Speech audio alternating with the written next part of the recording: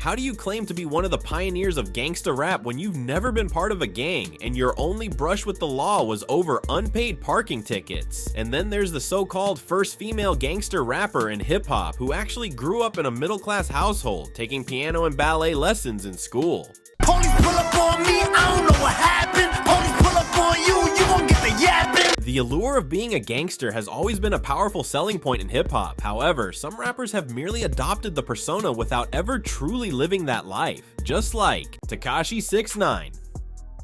Tekashi 6ix9ine burst onto the rap scene in 2017 with his breakout single Gummo. The music video, filmed at a 9-Trey Blood stronghold in Bedford-Stuyvesant, Brooklyn, was a visual spectacle that introduced the world to his flamboyant style. Surrounded by gang members flashing firearms and throwing up gang signs, Tekashi projected the image of a hardcore gangster rapper. This aggressive and provocative persona quickly caught attention, propelling him to instant fame. However, Tekashi's rise wasn't just about his music. His social media antics played a crucial role in building his notoriety. With over 14 million Instagram followers, he used the platform to engage in public feuds with other rappers, including Ohio's Trippie Redd, Brooklyn's Casanova, and Los Angeles' YG. These conflicts often escalated into online battles, with Tekashi relentlessly taunting and provoking his rivals, earning him a reputation as one of rap's biggest internet trolls. During this period, he aligned himself with the Bloods, frequently showcasing their signature red colors and gang signs in his posts and videos. This affiliation reinforced his gangster persona, making it more believable to his fans and the public. The combination of aggressive music, a provocative social media presence, and supposed gang ties created the perfect storm that catapulted Tekashi 6ix9ine to the top of the rap game. But as his fame grew, so did the scrutiny. Questions began to surface about the authenticity of his gangster persona. Was Tekashi truly a product of the streets, or was he merely playing a role to boost his career? The truth would soon come to light, revealing a shocking tale of deception and exploitation. In 2018, the facade of Tekashi's gangster image began to crumble. On November 18th, he was arrested on serious racketeering and firearm charges alongside members of the 9-Trey Gangsters, a notorious subset of the Bloods. The arrest sent shockwaves through the music industry and his fan base as the colorful rapper now faced the grim reality of potentially spending decades behind bars. Contrary to his public image, Tekashi was not an actual gang member. According to reports from the Daily News, the 9-Trey Gangsters had been extorting him. This claim was further confirmed during a phone call between New York rapper Jim Jones and 9-Trey member Jamal Mel Murda Jones, which was played by prosecutors during the trial.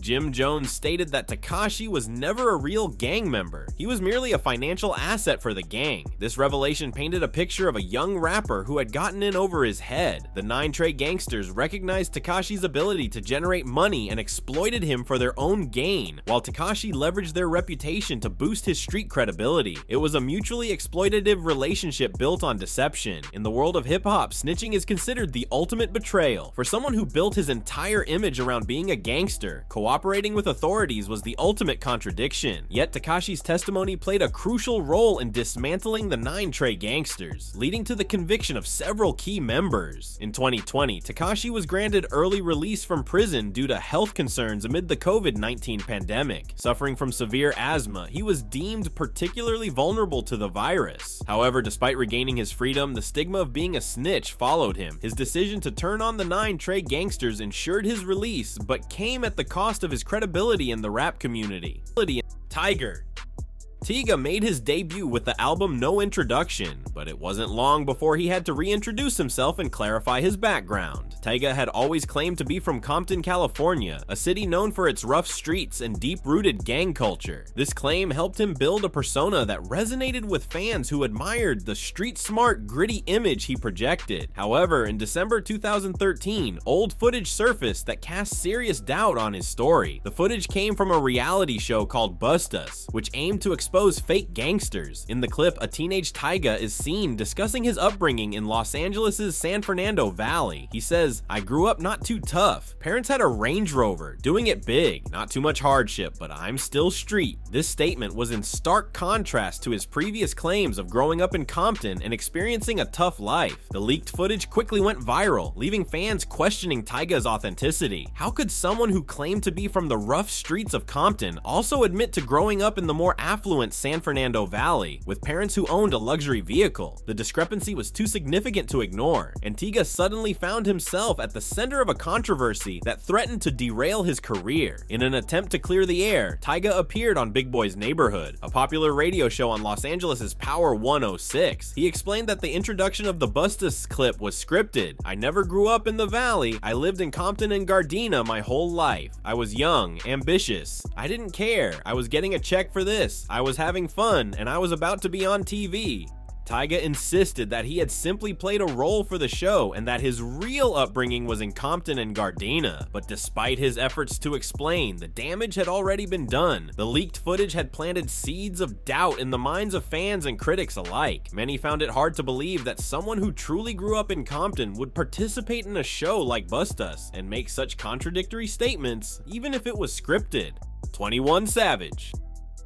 21 Savage burst onto the rap scene with a raw, unfiltered style that set him apart from his peers. His music, defined by gritty street tales and a menacing delivery, painted a vivid picture of life on the tough streets of Atlanta. Tracks like No Heart and Bank Account became anthems, resonating with fans who appreciated his authenticity and unflinching portrayal of street life. From the outset, 21 Savage presented himself as a hardened gangster. He frequently spoke about his experiences with violence, crime, and survival in interviews, reinforcing the image of a man who had lived through the harsh realities he rapped about. His face tattoos, including the infamous dagger on his forehead, became symbols of his tough persona, adding to the mystique surrounding him. Lyrically, 21 Savage never held back. His verses were filled with references to guns, drugs, and the struggles of growing up in a dangerous environment.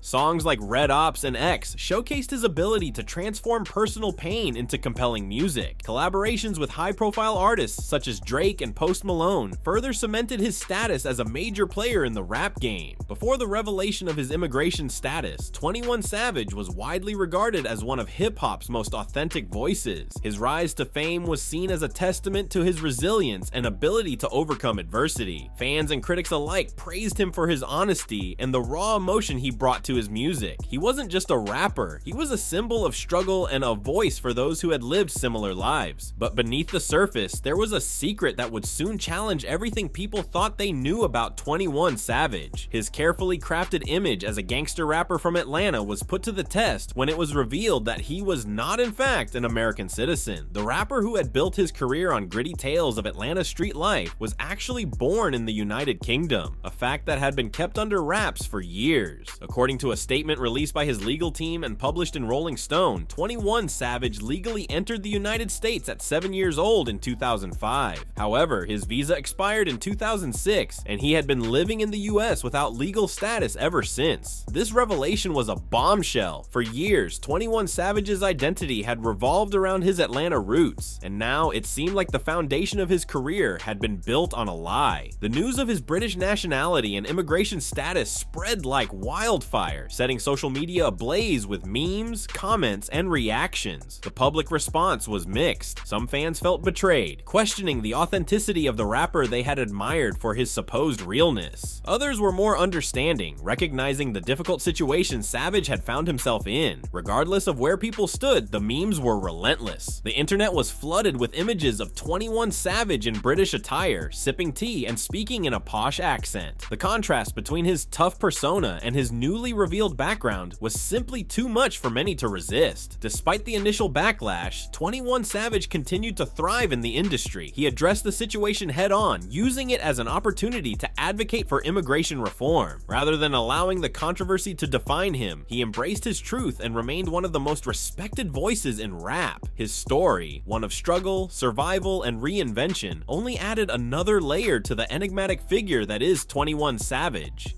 Ice Cube. The world of music and entertainment had its grip on Ice Cube long before he became a household name. Born O'Shea Jackson on June 15, 1969, in South Central Los Angeles, he grew up in an environment marked by gang violence, poverty, and systemic neglect, forces that shaped the lives of many young people in the area. However, Ice Cube's upbringing wasn't confined to the harsh realities of South Central. He attended William Howard Taft High School in Woodland Hills, a predominantly white, middle-class neighborhood. This experience experience exposed him to a different world, far removed from the struggles of his childhood. It was during his high school years that he developed a passion for writing and music, penning lyrics and performing at local venues, quickly gaining a reputation for his sharp wit and powerful storytelling. In the mid-1980s, Ice Cube's life took a pivotal turn when he met Dr. Dre, a talented DJ and producer who would later become a legendary figure in the music industry. Cube initially joined a group called CIA, Crew in Action, which performed at parties and clubs around Los Angeles. However, his career truly took off in 1986 with the formation of NWA alongside Dr. Dre, Eazy-E, MC Ren, and DJ Yella. NWA was a groundbreaking group that pioneered gangsta rap, a genre characterized by its raw, unfiltered depiction of life in the streets. Their lyrics tackled police brutality, gang violence, and systemic racism, resonating with a generation of young people who felt marginalized and voiceless. Ice Cube quickly emerged as one of the group's most prominent voices, known for his aggressive delivery and hard-hitting lyrics. Songs like Straight Outta Compton and Freeing the Police became anthems for those who felt oppressed by the system. Cube's verses were filled with vivid imagery and unapologetic commentary, painting a picture of a young man who had seen and experienced the harsh realities of street life. Music videos further cemented Ice Cube's image as a gangsta rapper. In Straight Outta Compton, he sported a black baseball cap, dark sunglasses, and a menacing scowl, embodying the persona of a streetwise outlaw. Yet behind the scenes, Ice Cube's life did not fully align with his gangsta rap persona. Alonzo Williams, a key figure in the early West Coast rap scene and the man who claimed to have signed Cube to his first record deal, described him as a great kid who was far removed from the violent lifestyle depicted in his lyrics. In a 2015 interview with Vlad TV, Williams stated, "Ice Cube was a great kid, just a nice kid, so it was a little weird hearing all this gang-banging stuff from someone that doesn't gang-bang." Despite these revelations, Ice Cube never publicly refuted Williams' claims. Instead, he continued to build his career, seamlessly transitioning between different personas as both a rapper and an actor. In a 2016 interview with NPR's Wait, Don't Tell Me, Cube admitted that he wrote songs to better understand his life as a young person growing up in South Central Los Angeles. This suggests that his lyrics were not necessarily direct accounts of his own experiences, but rather reflections of his environment and the stories of those around him. Boss.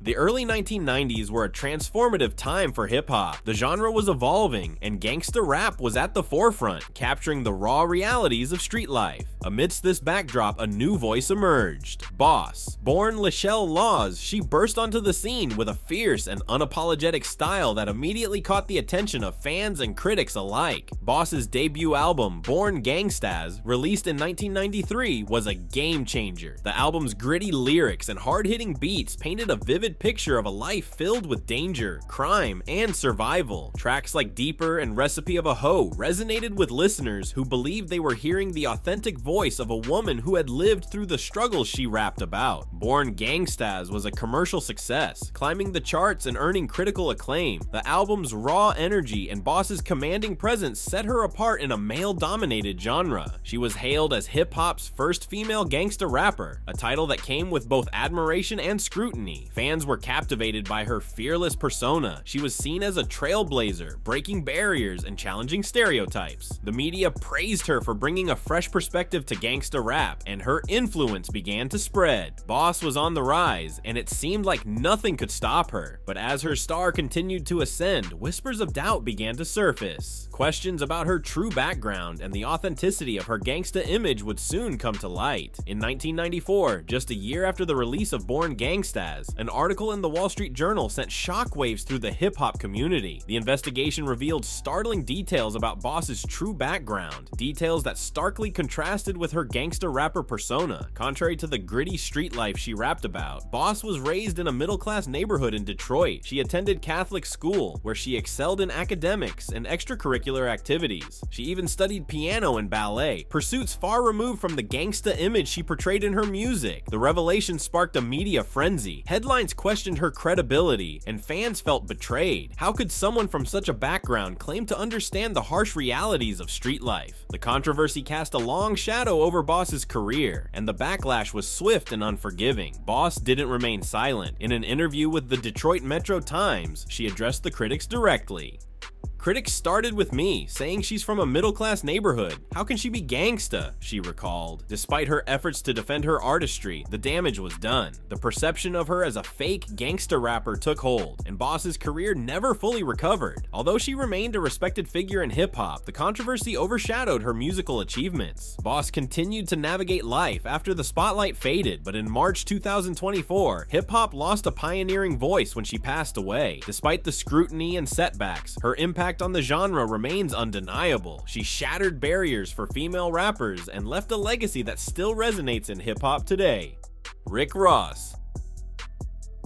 In an effort to clear the air, Tyga appeared on Big Boy's Neighborhood, a well-known radio show on Los Angeles' Power 106. He explained that the Bustas Clips introduction was scripted. I never grew up in the Valley. I lived in Compton and Gardena my whole life. I was young, ambitious. I didn't care. I was getting a check for this. I was having fun, and I was about to be on TV. Tyga insisted that he had simply been playing a role for the show and that his true upbringing was in Compton and Gardena. However, despite his efforts to explain, the damage was already done. The leaked footage had already cast doubt in the minds of fans and critics alike. Many found it difficult to believe that someone who genuinely grew up in Compton would participate in a show like Bustas and make such conflicting statements, even if it was staged. Tyga made his debut with the album No Introduction, but it wasn't long before he had to reintroduce himself and clarify his background. Tyga had always claimed to be from Compton, California, a city known for its tough streets and deep gang culture. This narrative helped him craft a persona that resonated with fans who admired his streetwise gritty image. However, in December 2013, old footage surfaced that cast serious doubt on his claims. The footage came from a reality show called Bustas, which aimed to expose fake Gangsters. In the clip, a teenage Tyga is seen discussing his upbringing in Los Angeles' San Fernando Valley. He states, "I grew up not too tough. My parents had a Range Rover. We were doing well. Not too much hardship, but I'm still street." This statement stood in direct contrast to his previous claims of growing up in Compton and enduring a tough life. The leaked footage quickly went viral, leading fans to question Tyga's authenticity. How could someone who claimed to come from Compton's rough streets also admit to growing up in the more affluent San Fernando Valley with parents who owned a luxury vehicle? The contradiction was too glaring to ignore, and Tyga soon found himself at the center of a controversy that threatened to damage his career.